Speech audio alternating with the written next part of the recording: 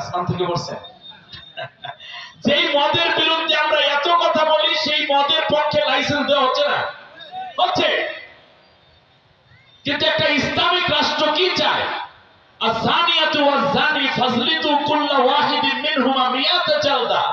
জেনাকার জেনাকারিনী যদি অবিবাহিত ছেলে মেয়ে হয় দুইজন, তাহলে 100টা করে বেত্রাঘাত করো, এবং সেটা হতে হবে প্রকাশ্যভাবে। একটা জেনাকারিনী ধর্ষণকারী ছেলে এবং একটা জেনাকারিনী মেয়েকে যদি এইভাবে বিচার করা হতো, তাহলে আমার দেশে কারো সন্তান কন্যা কিংবা কারো স্ত্রী আর দর্শিতা হতো না, এবং কেউ কোনোদিনও জেনা ব্যভিচারের কথা চিন্তাও করতে পারতো না। জেনা মুক্ত থাকতো আমার মেয়ে, আপনার ছেলে, এবং অন্যায় মুক্ত হয়ে আজকে বৃষ্টির জন্য এত দোয়া করার পরেও কেন বৃষ্টি হচ্ছে না? সেই জমিনে জেনা এবং মাদক জুলুমে ভরপুর হয়, সেই জমিনে আল্লাহর রহমত আসে না, আসে না, আসে না।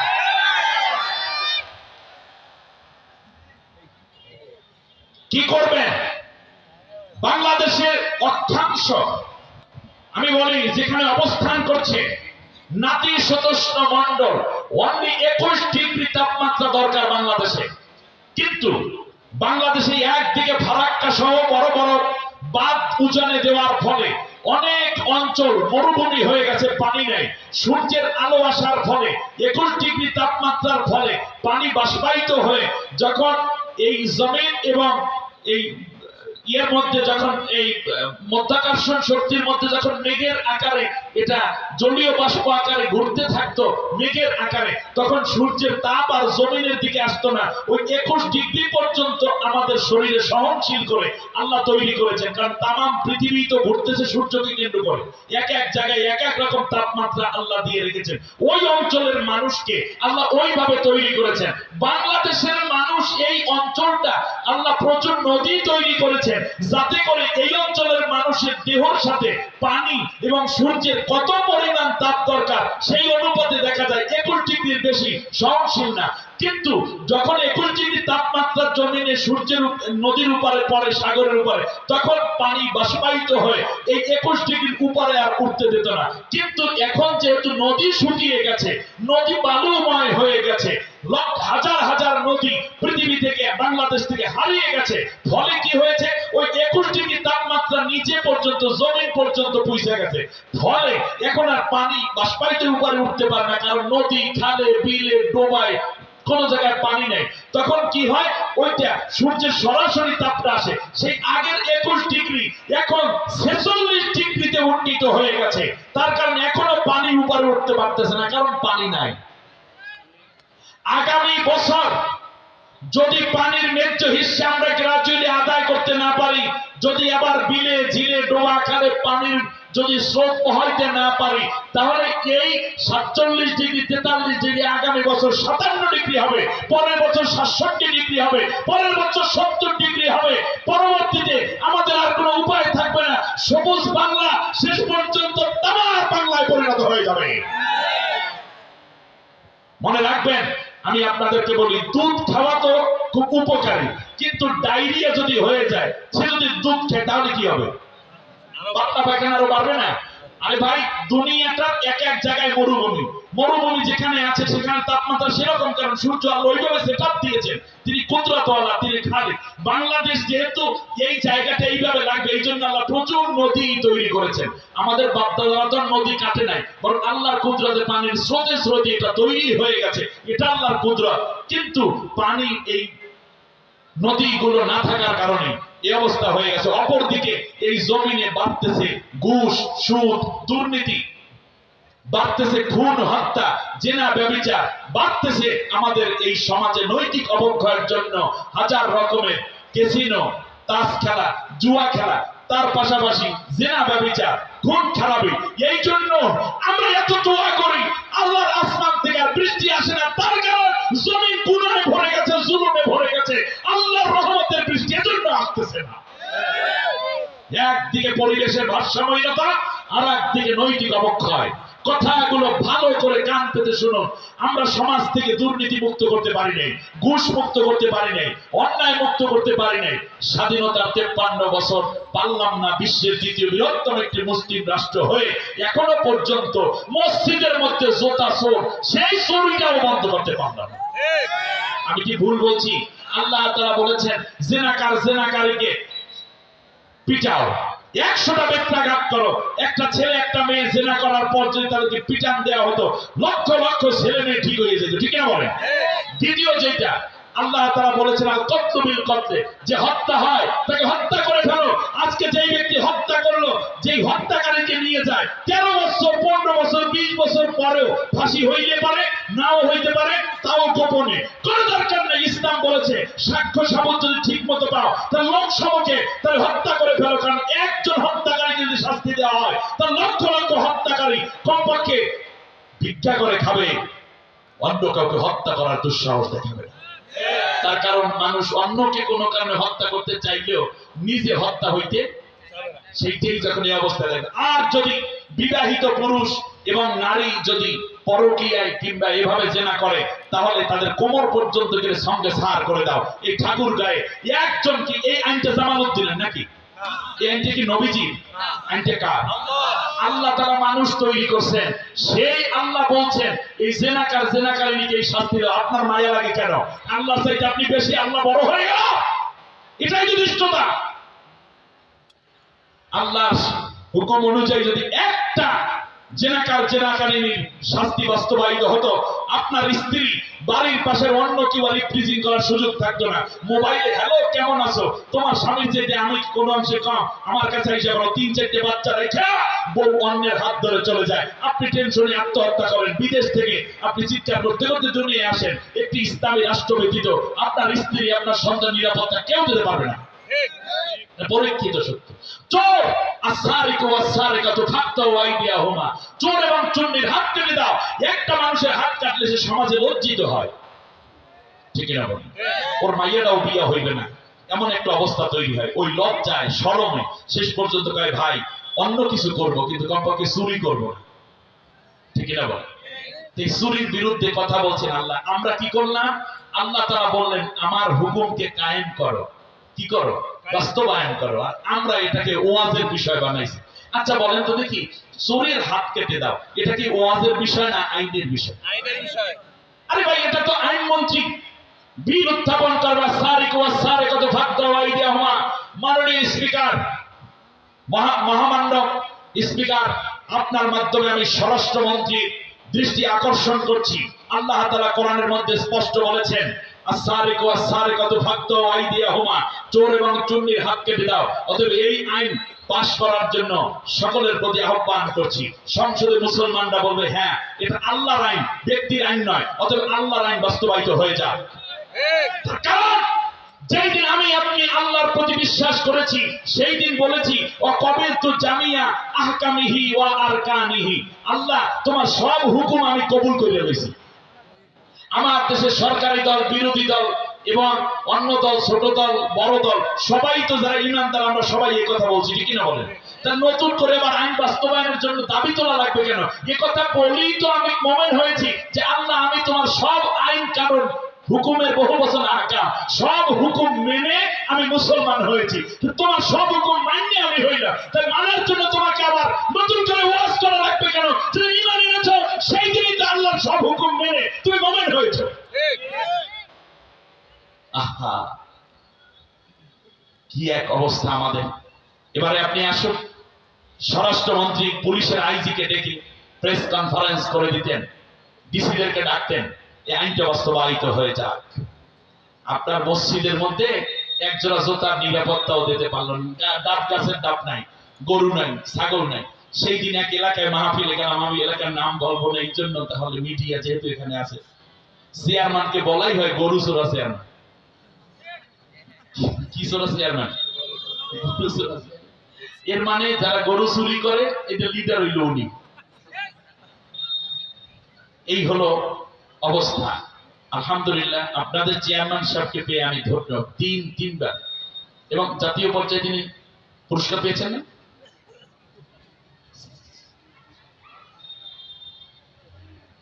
আল্লাহ। তো আমি যেটা বলবো, এইরকম নিকৃষ্ট মানুষগুলো তো সমাজে উন্নত কিছু করতে পারবে না। অতএব এই চুরি বদমাইশি, আপনি দেখেন রাসূল সাল্লাল্লাহু আলাইহি ওয়াসাল্লামের উপর আয়াত নাজিল হয়ে গেল মাদকের বিরুদ্ধে। যারা মদ পান করেছে গলার মধ্যে আঙ্গুল দিয়ে ফেলে দিয়েছে, ঘরের মধ্যে যাদের মদ মজুদ ছিল রাস্তার মধ্যে ফেলে দিয়েছে। আর আজকে আমাদের যুবকদেরকে আমরা মাদক থেকে ফিরাতে পারছি না। আরে দুঃখ, আমার কাছে কষ্ট হয়। এইভাবে যদি দেশ চলতে থাকে আগামী 5-10 বছর পরে এই মাদকের দেখবেন, আপনি কিছু মাদকখোর দেখবেন বড় বড় পদেও বসে গেছে, বলবে ক্ষমা খা, এটাকে আইনি আর গোপন রেখে কি লাভ, দিয়ে দাও, সাইডা দাও। তখন ওই দেখবেন ঘাটে ঘাটে বিক্রিয়া বিভিন্ন রাষ্ট্রে আছে না, আমার দেশের পার্শ্ববর্তী রাষ্ট্র ভারতেও তো মাদক বৈধ করে দেওয়া হয়েছে, উন্মুক্ত করে দেওয়া হয়েছে। সেখানে সমকামিতাকেও পর্যন্ত রাষ্ট্রীয়ভাবে স্বীকৃতি দেওয়া হয়েছে। ফোর্স কোয়ার্টার তো বহু আগে। তো সেখানে আর কয়েকদিন পর হয়তো শুনবেন ওই যে এখন ব্যাসে কানবালা রাখবেন, লেস ফিতা রাখবেন, কে রাখবেন পান সুপারি সুন জর্দা, কে রাখবেন কে রাখবেন। আর কয়েকদিন পর আসবে রাখবেন ফেন্সিডিল, কোকেন, তারি, মারজুয়ারা, পেটেরিন, কে রাখবেন ইয়াবা, কে রাখবেন হিরোইন। একটু হিরোইন রাখলে 1 পোটলা গাঁজা ফিরি দেওয়া হয়। পিসাবেরা তালে আছেন যে আমরা তো খানকার মধ্যে আছি না, আপনার খানকার পাশেই দেখবেন গাঁজার দোকান বসে গেছে, কিছু করার থাকবে না। তবলিগের ভাইরা মনে করছেন ইমান নিয়ে মসজিদের ভেতরে আছি না, ওই মসজিদের ভিতরে দেখবেন একদিকে তবলিগের তালিম শুনবে আর বের হয়ে দেখবেন গাঁজা টানবে। তার কারণ এটা ফেরানোর জন্য দরকার ছিল আল্লাহর আইনের। আল্লাহ নবীর চেয়ে বেশি বুঝছেন না, এজন্য আল্লাহ নবী দ্বীন কায়েমের জন্য কাজ করেছেন। আবু জেহেল দিয়েছে এক আইন, আল্লাহ দিয়েছেন আরেক আইন। মুসা আলাইহিস সালাম দিয়েছেন এক আইন, ফিরআউন দিয়েছে আরেক আইন। নমরুদ দিয়েছে এক আইন, ইব্রাহিম আলাইহিস সালামের উপরে আল্লাহ দিয়েছেন আরেক আইন। এই আইনে আইনের মধ্যে দ্বন্দ্ব বেজে গেছে। ইব্রাহিম আলাইহিস সালাম বলেন সমস্ত নবীগণ সব সময় ছিলেন আল্লাহর আইনের পক্ষে। জোরে বলেন কার আইনের পক্ষে? আর কাফেরেরা ছিল নিজেদের বানানো আইনের পক্ষে। আমার কথা আপনাদের বুঝে আছে? আজও আমাদের ঈমান নিয়ে একটা কোশ্চেন করতে চাই, আপনারা কি মানুষের বানানো আইনের পক্ষে থাকবেন নাকি আল্লাহর আইনের পক্ষে থাকবেন? হ্যাঁ, একটু হাত উঁচু করে আল্লাহর দেখান তো আগে। এখন লিল্লাহি তাকবীর, লিল্লাহি তাকবীর। আল্লাহ তুমি কবুল করো, বলেন আমিন। সবাই বলেন আমিন। জীবনের যেখানে থাকেন আল্লাহর আইনের পক্ষে থাকতে হবে। আল্লাহ রাব্বুল আলামিন বলেন আফা হুকমুল জাহিলিয়াতি ইয়াবগুন, তারা কি জাহেলের কাছে আইন চায়? এটা বরং নয়, আমি আল্লাহর আইন মুমিনের জন্য সবচেয়ে উত্তম। সুবহানাল্লাহ বলেন। আল্লাহ কবুল করুন, বলেন আমিন। আমি একটা ছোট্ট উদাহরণ দেই, কারণ এটার উপরে ন্যূনতম 3 দিন তাফসীর আছে। আমি সংক্ষিপ্ত করে কাছে এগিয়ে যাচ্ছি। এবার দেখুন, আচ্ছা আমার দিকে তাকান, আমার দিকে একটা বড় করে চোখ করে আমার দিকে তাকান। আমরা যখন খাই হাত দিয়ে মাখাই, তাই না? মাখানোর পরে এই খাবারটাকে দেই মুখের মধ্যে, ঠিক না? মুখের মধ্যে দেওয়ার পরে আল্লাহ মুখে দিয়েছেন জিহ্বা, এখানে দিয়েছেন খাদ্যনালী, পিছনে দিয়েছেন শ্বাসনালী। সুবহানাল্লাহ। একেবারে পাশাপাশি যখন খায় তখন খাদ্যনালীর উপর একটা ঢাকনা আটকে যায়, কোন ক্রমে একটু খাদ্য কণা শ্বাসনালীতে গেলে জানটা বাইরে যাওয়ার অবস্থা। এবার খেয়াল করুন, ভালো করে বুঝুন, খাবারটা চলে যায়, যখন আমরা চিবাইতে থাকি তখন জিহ্বার মধ্য থেকে আল্লাহ তাআলা 3 কোটি দ্রব্যের স্বাদ নেওয়ার যোগ্যতা দিয়ে ছোট্ট জিহ্বাটা তৈরি করেছে। কত কোটি? 3 কোটি। সুবহানাল্লাহ। কত স্বাদ নেওয়ার যোগ্যতা এখানে আছে। একটা মিষ্টি, আপনাদের ঠাকুরগাঁয়ের সবচেয়ে ভালো খাবার কি? রসমালাই। মনে করেন রসমালাই আপনার রানের মধ্যে যদি অস্ত্রোপচার করে ঢুকাই রাখেন, কোন স্বাদ আছে? জিহ্বায় দিলে স্বাদ, ঠিক না? এজন্য জিহ্বায় নিয়ে একটু খাবেন, নাড়াচাড়া করবেন, জিহ্বার মধ্যে চট করে খালি গিলবেন না, চাবাইবেন। চিবাইলে 2 পাশ থেকে এক প্রকার লালা বের হয়, এটা হজম হয়, গ্যাস কম হয়ে যাবে, গ্যাস হবে না পেটে। এরপরে আসি, খাবারটা চলে যায় পাকস্থলীতে। পাকস্থলী বরাবর আল্লাহ তাআলা লিভার এবং ছোট্ট একটা জিনিস লিভারের সাথে ঝুলাইয়া রেখেছেন, এটার নাম হলো পিত্তথলি। পিত্তথলিতে প্রতি 13 সেকেন্ড অন্তর অন্তর এক ফোঁটা করে রস বের হয়ে ওই খাদ্যের উপরে, পাকস্থলীর উপরে পড়ে। ওইটার নাম বিজ্ঞানীরা দিয়েছে রেচন। আমার কথা শুনতেছেন আপনারা? একটা উদ্দেশ্য আছে কিন্তু আমার। হাকিমউদ্দিনের একটা বাংলা উদাহরণ দিচ্ছি বোঝার জন্য। পাকস্থলী সমুদ্রে 10 নম্বর ঝড় হলে যেমন একের পর এক ঢেউ হয়, ঠিক তেমনই ঢেউ শুরু হয়ে যায় খাবারটাকে হজম করার জন্য। পাকস্থলী এভাবে আউডায়, এই যে সিন্নি বানায় না যেভাবে মহিলারা, ঠিক ওইভাবে। আপনি এই যে আমাকে গরুর গোশত খাওয়ালো, ফ্রেশ গরুর গোশত, আলহামদুলিল্লাহ, রান্নাটাও চমৎকার হয়েছে, অবশ্যই আছে এখানে, খুব ভালো রান্না করেছে। এরপরে করলা ভাজি চিংড়ি মাছ দিয়ে, তারপরে আর কি খেলাম যেন, মুরগির গোশত খেলাম, ডাল খেলাম, আরো অন্যান্য খাবার। কখনো দই খাবেন, মিষ্টি খাবেন, দুধ খাবেন, কলা খাবেন, হ্যাঁ, পোলাও, ফিরনি, জর্দা, কাবাব, স্বামী কাবাব, শাক, সবজি, ভর্তা ইত্যাদি সব খাবারগুলো একরকম হয়ে যায়। যে করে দেয় তার নাম পাকস্থলী। কথা বুঝতে পেরেছেন? সব একেবারে মিহিন করে দেয়, একেবারে কি বলি আমরা, হ্যাঁ, মিশ্রিত করে একরকম করে দেয়। কোনটা টক, কোনটা ঝাল, কোনটা তিতা, কোনটা মিঠা, কোনটা হলুদ, কোনটা সবুজ, কোনটা লাল, এক এক কালারও তো আছে খাবার। সবগুলোকে একরকম করে এটাকে পাঠিয়ে দেয়া হয় লিভারের কাছে। কার কাছে? লিভার, যার নাম কলিজা। আপনাদের লিভার আছে? লিভার সিরোসিস মানে আপনি শেষ। আপনি বুঝতেছেন কথা? এই লিভার, একটা লিভার ট্রান্সফার বিল বর্তমানে 3 কোটি টাকা। ভারতের বেঙ্গালোরে এই ট্রিটমেন্টটা আছে। এই ভারতীয় উপমহাদেশের মধ্যে একটা জায়গা, আরেকটা হলো আমেরিকাতে, আর একটা লন্ডনে। 3-4টা হাসপাতালে মাত্র এই ট্রিটমেন্টটা হয়। একটা লিভার শুধু ট্রান্সফার করবে, এই লিভারটা কেটে অন্য লিভার এখানে লাগাই দেবে, বিল দেবে 3 কোটি টাকা। এটা কি সুবিধা? মানে মুক্ত হব, রোগ মুক্ত, সুস্থ হয়ে নিশ্চয়তা আছে? নাই। আগেই তো দস্তখত দেবে, চিকিৎসা সফল না হলে ডাক্তার দায়ী থাকবে না। বেশ ভালো। এরপরে 3 কোটি। আচ্ছা, লিভার যেটা লাগাবে সেটাও কিন্তু এই মানে কৃত্রিম লিভার না। কোনো না কোনো মানুষ অ্যাক্সিডেন্টে মারা গেছে বা কোনোভাবে মারা গেছে, উনি মরার পর সময় বলে গেছে আমার লিভারটা রেখে দিও, তারপরে মানুষকে দিও। অথবা অ্যাক্সিডেন্টে মারা গেলে যখন তারা আপনার এটা কি করে যেন, পোস্টমর্টেম করে, তখন এই কলিজাটা রেখে দেয়। এরপর সাইজে যখন মেলে তখন এইটাকে লাগাই দেয়। তাও তো কোনো না কোনো মানুষের বানাই দিয়েছেন কে? আল্লাহ। এটা লাগাই দিল 3 কোটি টাকা। আপনাদের লিভার গুলো কে দিয়েছে? আল্লাহ। টাকা নিছে? আমি তাদের সামনে ওয়াজ করছি, আর একটু ভালো করে বলেন, আল্লাহ কি টাকা নিছে? এই লিভার কোন নেতাই দিছে? ফুসফুসটা কোন নেতাই দিছে?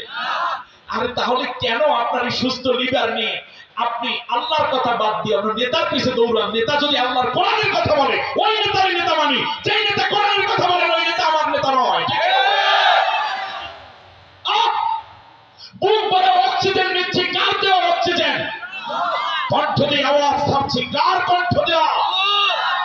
এই কণ্ঠ দিয়ে এই যে ভাত খাইয়ে আসছেন তাও তো আল্লাহ। হজম করার ক্ষমতাও দিয়ে রাখছেন কে? শক্তি সামর্থ্য দিলেন আল্লাহ, ব্যয় করলেন আপনি অন্য পথে, তওবা করে ফিরে আসার দারুণ সুযোগ। এবারে আপনি আসেন, আমি একটু জায়গায় চলে আসি খুব তাড়াতাড়ি। এবারে আসেন, এখন লিভার এটাকে দারুণ ভাবে দেখে দেয়, এর মধ্যে ব্লাড তৈরি করে। ব্লাড তৈরি করে সে আবার পাঠাইয়া দেয় হচ্ছে হার্টের কাছে। প্রতিদিন হার্ট 24 ঘন্টায় 1 লক্ষ বার পাঞ্চ করে মাথার তালু থেকে পায়ের তালু পর্যন্ত রক্তকে সার্ভিস করে দিচ্ছে। সুবহানাল্লাহ। 1 সেকেন্ড যদি লিভার আপনার হার্ট এই দায়িত্ব পালন না করে, আমি আপনি কি হয়ে যায়? মরে যায়, ডেথ হয়ে যায়। ঘুমাইয়া থাকি, হার্ট ঘুমায় না। আমি শুয়ে থাকি, হার্ট বিশ্রামে নাই। কার হুকুম? আহা, একদিন থেমেও যাবে। যাই হোক, এবারে আসুন, শর্করা, শ্বেতসার, আমিষ, ভিটামিন, যত আয়রন যা আছে সব জাতীয় খাবারগুলো শরীরের মধ্যে সমান বন্টন করে দেওয়ার জন্য আল্লাহ রাব্বুল আলামিন লিভারটাকে দায়িত্ব দিয়ে রাখেন। বা চলে এবার খাবারের অন্যান্য অংশগুলো রয়ে গেছেন, সেইগুলোকে আবার সুন্দর করে ফিল্টারিং করে দেওয়ার জন্য আল্লাহ তাআলা দেহের মধ্যে 2টা গুরুত্বপূর্ণ ফিল্টার মেশিন বসাইয়া দিয়েছে। 2টা কিডনি। সুবহানাল্লাহ। খাবারটাকে এমন ভাবে সেইটা দেয়, ফিল্টারিং করে দেয় যে খাবারের মধ্যে শুধু পানি যা সেইটাকে কেবল প্রস্রাবের থলিতে পাঠাইয়া দেয়। এমনকি আপনি পানীয় খাবার খাইলেন, শুধু দুধ খাইলেন 3 দিন ধরে, শুধু দুধই খান, এরপরেও প্রস্রাব দুধের কালার হবে না, প্রস্রাব থেকে দুধের ঘেরান আসবে না। তার কারণ ঘেরান এবং কালারটাকেও সে সেকে রেখে দিতে পারে, এমন ক্ষমতা দিয়ে আল্লাহ 2টা কিডনি ফ্রি বানাই দিলেন আপনার আমার জন্য। বাস, এরপরে সোপরা জাতীয় খাবারগুলো চলে যায় মানে মলের জায়গায়, অর্থাৎ পায়খানার থলিতে, আর পানিটা চলে যায় প্রস্রাবের থলিতে। এরপরে প্রস্রাব করেও আমরা যখন প্রস্রাব করি, পায়খানা করি, তখন কষ্ট হয় না, আসান লাগে, ভালো লাগে। এই জন্য শারীরিক সুস্থতা ফিরে আসে। বলি আলহামদুলিল্লাহিল্লাযী আযহাবা আন্নিল আযা ওয়া আফানি। আল্লাহ, তোমার জন্য শুকরিয়া, তুমি কি সুন্দর করে আমার শরীর থেকে বর্জ্য পদার্থগুলো বের করে দিলা, রোগ জীবাণু বাইরেই চলে গেল, উপকারটা রয়ে গেল। এই জন্য তোমার খুব প্রশংসা আল্লাহ, আবার খাইয়া যেন তোমার শুকরিয়া আদায় করতে পারে। এই গেল হলো এই। তার এই সিস্টেমটা কার? আল্লাহ। জোরে বলেন। এবার বলি হুকুমটা কার? এই আহকামটা কার? বাস। এখন হঠাৎ করে যদি খাবার বিদ্রোহ করে বসে যে আমি পাকস্থলী পর্যন্ত যাব, কিন্তু লিভার কিডনি এইদিকে ধরা না দিয়া, হজম না হইয়া আমি আবার বের হয়ে যাব মুখ দিয়ে, আপনারা এইটাকে কি বলেন? বমি। আচ্ছা, আল্লাহর হুকুম অনুযায়ী যে তরিকা, লাইন আছে, হুকুম আছে, গার্ড আছে, এই তরিকা অনুযায়ী যখন চললো, নিয়ম অনুযায়ী চললো, তখন শান্তি। কিন্তু যখন উল্টো বিলে চলা শুরু হয়, তখন শান্তি না অশান্তি? এই গরমে 1-2 বার বমি হইলে টাকরা যুবকেরও খবর হয়ে যায়, আমি গিয়ে না শেষ। তাহলে বমি হইলে কষ্টটা, অশান্তিটা কেন? আর পায়খানা প্রস্রাব ঠিক মতো হইলে শান্তি কেন? তার কারণ হচ্ছে পায়খানা প্রস্রাবের যে নিয়ম কানুন এই আল্লাহ দিয়েছেন, এই তরিকায়, এই নিয়মে, গার্ড অনুযায়ী চললে শান্তি, উল্টে গেলেই কি অশান্তি। 2 বার বমি হওয়ার কারণে যদি এত অশান্তি হয়, আল্লাহর বিধান অনুযায়ী, দেখানো নিয়ম অনুযায়ী না চলার কারণে, তাহলে আপনার জীবনের অর্থনীতিতে আপনার বমিতে ধরছে, ঝোলা কলেরায় ধরছে। তার কারণ আল্লাহ বলেছেন সুতরাং আপনার ব্যাংকিং সিস্টেম পুরোটা সংকীর্ণ হয়ে গেল। আল্লাহ বলেছেন জিনা হারাম, পর্দা করা ফরজ, সমাজে পর্দাকে বাধ্যতামূলক করা হলো না, বরং জিনা ব্যভিচারকে উন্মুক্ত করে দেওয়া হলো। এই জায়গায় বমি, ঠিক কিনা বলেন? আল্লাহ রাব্বুল আলামিন বলেন মাদক নিষিদ্ধ, সেই জায়গায় আপনার অনুমতি এবং ঘরে ঘরে মাদক পৌঁছে যাচ্ছে। আল্লাহ বলেন মিথ্যা কথা বলো না, সেই জায়গায়ও উল্টাপাল্টা হয়ে গেল। এখন বলেন দেখি, আমার জাতি সব জায়গায় বমিতে ধরেছে, এই জন্য এই জাতি অসুস্থ। যদি সুস্থ হইতে হয় তাহলে আল্লাহ এই লাইনটা দেখাইছে, এই লাইনটাতে চললেই শান্তি, ঠিক কিনা? আল্লাহ রাব্বুল আলামিন বলেন লাউ আন্না আহলাল কুরা আমানু ওয়াত্তাকাউ লাফাতাহনা আলাইহিম বারাকাতিন মিনাস সামাই ওয়াল আরদ। জমিনের বুকে আমি আল্লাহর বিধান যদি জমিনের উপরে কায়েম করে দাও, তাহলে আমি আল্লাহ ওয়াদা করলাম আসমানের যত বরকতের দরজা আছে আর জমিনের যত বরকতের দরজা সব তোমাদের জন্য অবশ্যই খুলে দেব। আসমান থেকে বৃষ্টি আসবে, রহমতের বৃষ্টি। আর জমিনের মধ্যে এখন তো একটা কোষ মাত্র, পেঁয়াজ লাগাও, কয়দিন পরে কত বড় পেঁয়াজ পাও, রসুন পাও, আলু পাও, এমনি করে করে কত নিয়ামত পাও। মনে রাখবে এই জমিনের মধ্যে আমি আল্লাহ তেলের খনি রেখেছি, গ্যাসের খনি রেখেছি, কয়লার খনি, স্বর্ণের খনি, হীরার খনি, আছে না নাই? আল্লাহ রাব্বুল আলামিন বলেন জমিনের উপরে আমার কোরআনের শাসন চালু করে দাও, আমি আল্লাহ রাব্বুল আলামিন জমিনের ভিতরের সব নিয়ামত তোমার জন্য অবশ্যই বের করে দেব। আল্লাযী আত'আমাহুম মিন জু' ওয়া আমানাহুম মিন খাউফ। খাদ্যের কষ্ট থাকবে না। আর তোমাদেরকে চোখ রাঙানি দিয়ে কোন গুরু, কোন দাদা, কোন আমেরিকা, কোন চায়না তোমাদেরকে ধমক দিবে, এই অবস্থা থাকবে না। আমি আল্লাহ রাব্বুল আলামিন তোমাদের জান মালের পূর্ণ নিরাপত্তা বিধান করে দেব। তাই এখন দিন কায়েমের পথে আপনারা দেখবেন মুনাফিক যারা, তাদের নামাজ আছে, রোজা আছে, হজ আছে, যাকাত আছে, দাড়ি আছে, জিকির আছে, কিন্তু দিন কায়েমের কাজ নাই। এই কারণেই কেবল তারা মুনাফিক হয়েছে। আব্দুল্লাহ বিন উবাই নামাজ পড়তো না? নবীর পিছে নামাজ পড়তো এবং আউয়াল একেবারে প্রথম কাতারে গিয়ে নামাজ পড়তো। নবীর মতোই দাড়ি ছিল, নবীর মতোই টুপি ছিল, রোজা এবং ইফতার নবীর সাথেই একত্রে চলতো। কিন্তু শুধুমাত্র আল্লাহর দ্বীন কায়েম হোক এটা তারা চায় না। আমাদের দেশে দিন কায়েম নাই, আমাদের দেশে আছে দিনের খেদমত। কি আছে বলেন দেখি? যেমন সবাই খালি দিনের খেদমত করে। আমি আপনাদেরকে একটা ছোট্ট উদাহরণ দিই। যেমন খেদমত এবং কায়েম এই দুইটার মধ্যে পার্থক্যটা খুব জ্ঞানীদের জন্য কথা। আপনি দেখেন, মনে করেন আপনাদের এখান থেকে নিয়ে দূরই বড় স্টেশন নাম কি? ঠাকুরগাঁ রোড। এই জায়গায় কথার কথা ধরেন ওখানে ইমাম সাহেব হঠাৎ করে আল্লাহর হুকুম অ্যাক্সিডেন্ট করে এই পাও ভেঙে গেছে, নাক ফাইটে গেছে, কান ছিঁড়ে গেছে, এরপরে পেটের নাড়ি ভুঁড়ি বের হয়ে গেছে। অ্যাক্সিডেন্ট হলে এরকম হয় না? হয়। তো ওখানে কিছু মুসল্লিরা হঠাৎ করে ইমাম সাহেবের এই করুণ দশা দেখে, ইমাম সাহেব তো বেহুশ হয়ে পড়ে আছে, ছটফট করতেছে। এমন সময় কতিপয় লোক যার ভক্ত মুসল্লি তারা গিয়ে বারবার হুজুরের এই বের হওয়া নারী ভুরির মধ্যে হাত দিয়ে বলতেছে, আরে হুজুর কেমনে বাঁচবে গো। আরেকজনে গলার হ্যান্ডে ছিঁড়ে গেছে, বলছে, আরে হুজুর কত সুন্দর কোরআন তেলাওয়াত করতো, আমাদের কলিজা জুড়াই যেত, আরে রক্ত, আরে নাকটা ভাঙে গেছে, কানটা ছিঁড়ে গেছে, দাঁত পড়ে গেছে, জিহ্বাটা কাটে গেছে, আরে এই কইতে আছে। আর একজন আইসা পানি মাথায় দিতে আছে। আর ওনারা বসে বসে শুধু আফসোস করতেছে, ভাঙ্গা পাও এভাবে জোড়া লাগানোর চেষ্টা করতেছে, টানতে আছে, আর একজনে হাত চেপতে আছে, আরে হুজুর কষ্ট হয়, আঙ্গুলটা টানিয়ে দিই গো, আরে। এই হলো খেদমত। এটার নাম কি? এই খেদমত করলে হুজুর বাঁচবে না, কিছুক্ষণের মধ্যে মরবে।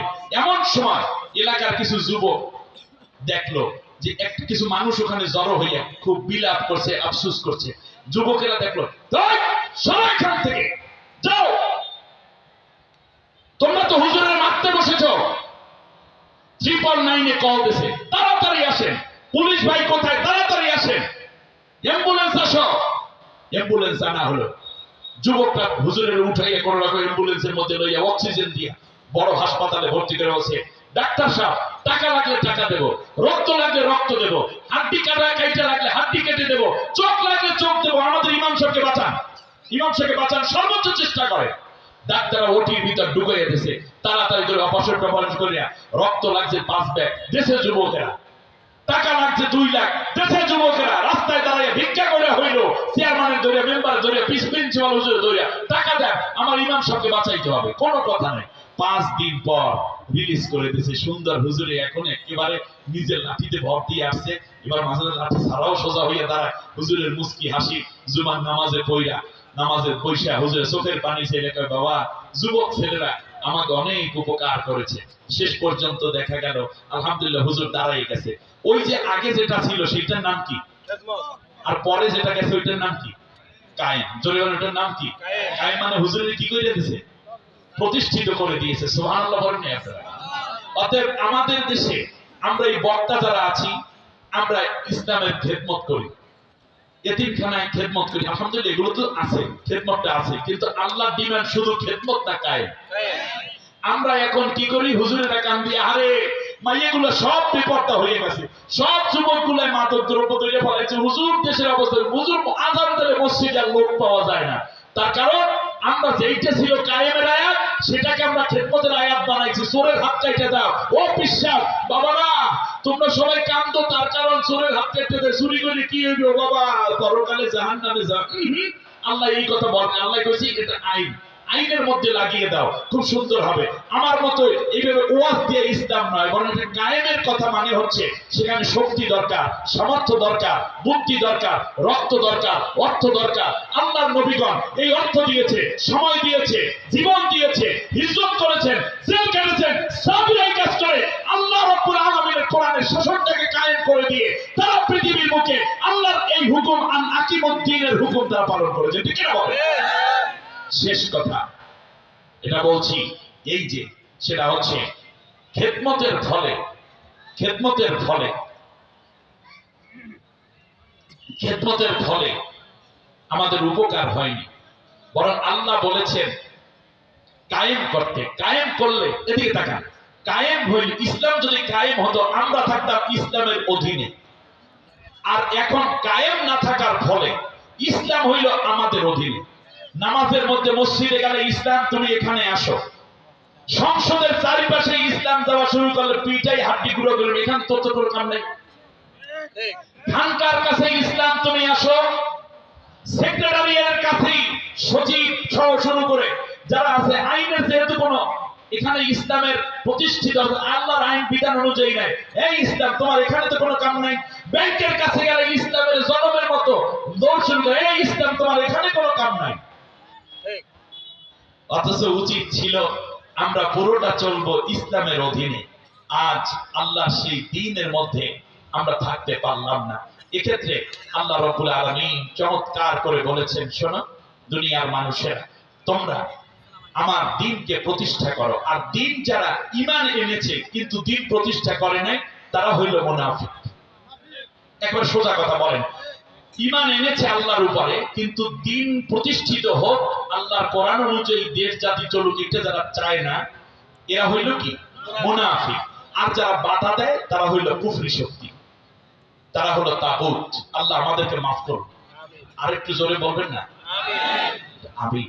অতএব আসহাবে আজমাইন, আমাদের একটু সমস্যা আছে, যখন আমরা কিন্তু অনেক বুঝি, যেমন কেউ যদি বলে নামাজ পড়তে আসে, খেয়াল করেন নামাজ পড়তে আসে, তখন সাথে সাথে কয় হুজুর কাপড়টা একটু পাল্টাই আসে।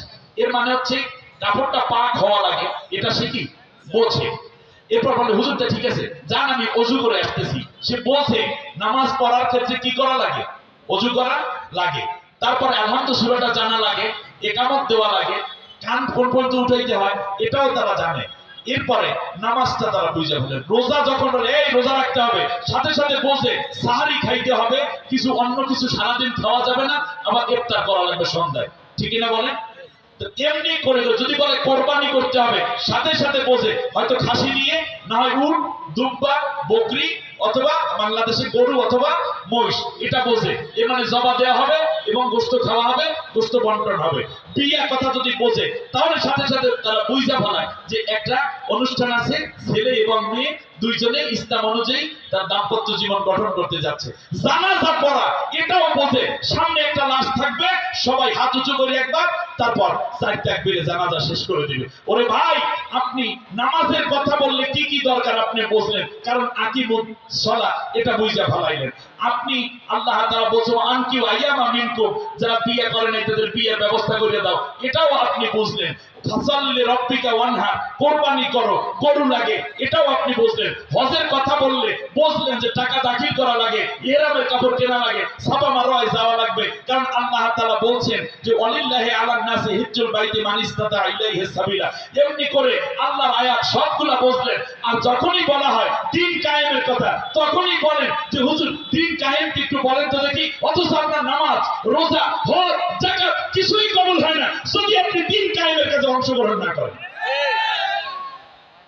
এর মানে আল্লাহ তাআলা বললেন যে দ্বীন প্রতিষ্ঠা করো, দ্বিমত কইরো না। আর আমাদের কপালটা পড়ছে, সেটা হচ্ছে আমরা নামাজ কায়েমের ক্ষেত্রে একমত, হজের ব্যাপারে একমত, যাকাতের ব্যাপারে একমত, যেইটাই আল্লাহ তাআলা দ্বিমত করতে নিষেধ করেছেন আমরা ওই জায়গায় এসে দ্বিমত হয়ে গেছি। নবীজির এক সাহাবী, নবীজি এক যুদ্ধে যাবেন, যাওয়ার সময় নবীজি বললেন যে অমুক একটা জায়গা, ওই যুদ্ধের ময়দান এবং নবীজি যেখান থেকে মসজিদে নববী থেকে শুরু করেছেন মধ্যবর্তী জায়গায় বললেন ওখানে গিয়ে সবাই আসর নামাজ পড়বা। কিন্তু যেতে যেতে পথিমধ্যে একটা নামাজের ওয়াক্ত হয়ে গেছে। এখন একদল সাহাবী নামাজ আগে শুরু করে দিয়েছে, কারণ একসাথে 1000-1500 সাহাবী যাচ্ছে। কেউ বললেন নামাজ পড়ে তারপর সামনে আগাবো। আর এক দল বললেন যে না, আমাদের নবী বলেছেন ওখানে গিয়ে নামাজ পড়তে, ওখানে না পৌঁছে নামাজ পড়বো না। তো একদল মাঝখানে নামাজ পড়ে ফেলেছে, আর একদল ওখানে গিয়ে নামাজ পড়েছে, যদিও নামাজটা একটু শেষ ওয়াক্তের দিকে হয়েছে। এখন এই দুই দলের দুই দিকে মন হয়ে গেল। নবীজি পরে হাজির হওয়ার পরে, নবীজি যুদ্ধের সেনাপতি, নবীজি দেখলেন এই অবস্থা কেন, তো সাহাবীরা বললেন যে নবী এই কারণে আনসার মুহাজির বা এই দুইটা গ্রুপের মধ্যে একটা ঝামেলা হচ্ছে। নবীজি বললেন আচ্ছা তোমরা আগে নামাজ পড়লা কেন? তারা বলল যে রাসূল আপনি তো মূলত আমরা যেন অলসতা না করি, আগে বের হয়ে যায়, এজন্য বলছেন আসর নামাজ কিন্তু ওখানে পড়তে হবে, এর মানে আগে বের হও। আচ্ছা তোমরা কেন দেরিতে পড়লে? বলল যে রাসূল আমরা পড়েছি এই জন্য যেহেতু আপনি সময় এবং স্থান নির্ধারণ করে দিয়েছেন, আমরা আপনার পূর্ণ আনুগত্য করতে গিয়ে আসর নামাজ এখানে এসেই পড়েছি। আল্লাহর নবী বললেন দুইও গ্রুপ ঠিক আছে এবং দুইও দলেরই নামাজ হয়ে গেছে। এই যে দুইটা গ্রুপ হলো, পরের দিন সকালবেলা যখন কাফেরের মোকাবেলায় দিনকে যারা ধ্বংস করতে চাইলো তাদের বিরুদ্ধে যখন যুদ্ধ শুরু হলো, তখন কে আগে নামাজ পড়েছে এই কারণে সে শাফি হয়ে গেছে, পরে নামাজ পড়ার কারণে হানাফি হয়ে গেছে, অথবা উনি সুন্নি হয়ে গেছে, উনি শিয়া হয়ে গেছে, এইরকম কোন কারণে কিন্তু যুদ্ধের ময়দানে কোনো প্রভাব ফেলে নাই। তার কারণ আল্লাহ দিন প্রতিষ্ঠার ক্ষেত্রে কোনো ইখতিলাফ করে নাই। নামাজের অন্ত নিয়ে তারা ইখতিলাফ করেছে, কিন্তু দিন প্রতিষ্ঠার কাজে কোনো ইখতিলাফ করে নাই। আর আজকে আমাদের সমাজে দেখা যায় নামাজ নিয়ে কোনো ইখতিলাফ নাই, রোজা নিয়ে ইখতিলাফ নাই, হজ নিয়ে ইখতিলাফ নাই, যাকাত নিয়ে ইখতিলাফ নাই। যেইটা নিয়ে ইখতিলাফ করতে আল্লাহ নিষেধ করেছেন সেই জায়গায় উনি চরমনায়, উনি আক্রোশী, উনি সরসিনা, উনি মোকামিয়া, উনি হইল কওমি, এ হইল আউলিয়া, এ হইল আওয়ামী লীগ, এ হইল বিএনপি, এ হইল জামাত, এ হইল জাতীয় পার্টি, এ হইল জাসদ, এ হইল বাসদ, এ হইল সাদা, এ হইল কালো। এই কারণে ইখতিলাফ। অথচ আল্লাহ তাআলা বলেছেন যে এই কারণে দিন কায়েমের ক্ষেত্রে ইমানদার হইলে কোনো ইখতিলাফ করতে পারবা না। অন্য ইবাদতের ইখতিলাফ হইলে আদায় করো, সেটা কবুল করবো, কিন্তু দিনের ক্ষেত্রে ইখতিলাফ নয়। আমাদের কপাল পোড়া, আমরা ওই দিনের ক্ষেত্রে ইখতিলাফ করব না, অন্য জায়গাগুলো নিজের মতো আদায় করা শুরু। দিন কায়েম ফরজ, ইখতিলাফ করা হারাম। দিনের কাজে যারা অংশগ্রহণ করে না কায়েমের, তারা ফরজ তরক করেছে, যারা ইখতিলাফ করে তারা হারাম কাজে লিপ্ত আছে। আমি আপনাদেরকে নিয়ে আজকে ডিটেইলস বলতে পারবো না। আমি শুধুমাত্র মা বোনদের উদ্দেশ্যে একটু ছোট্ট নসিহা করে আজকের আলোচনা শেষ করব। তার আগে দাঁড়ানো ভাইরা বসে পড়েন। নামাজের সূরাতে সবাই বসে একবার আলহামদু, তিনবার কুল হুয়াল্লাহ পড়েন। কবর জিয়ারত নিয়ে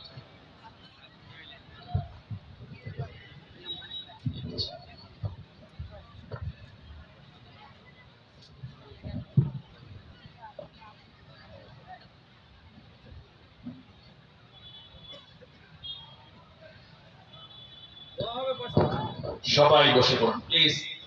আর দোয়া মুখ খুলে এবার